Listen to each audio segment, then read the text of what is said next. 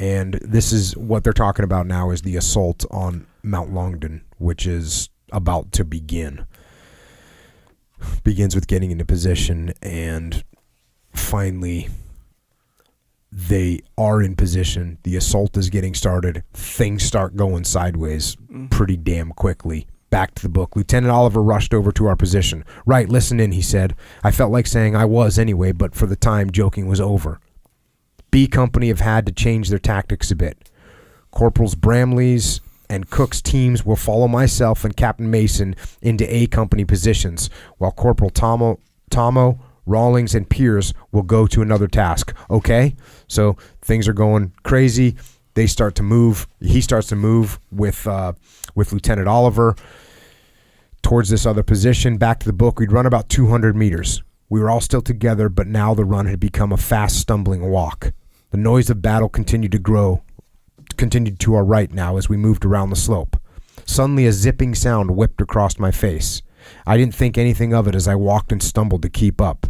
Then 3 or 4 more zips hit the ground in front and at my feet. I still carried on. I was walking behind Lieutenant Oliver. As I was walking behind Lieutenant Oliver, we saw bodies lying all over the place. I thought, what the fuck are they doing lying there? Jesus Christ, fucking lying there, and we're struggling? I saw a lad kneeling over a guy in a sleeping bag.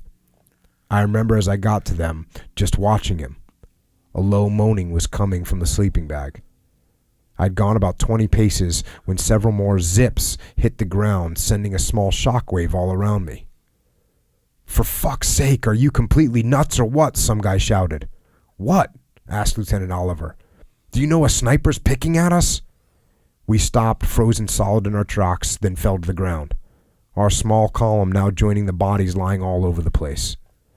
We had walked into A Company's form-up, where they had been stopped by a sniper. Lying there, it hit me like a sledgehammer. The zips had been missing me by inches. They were sniper fire.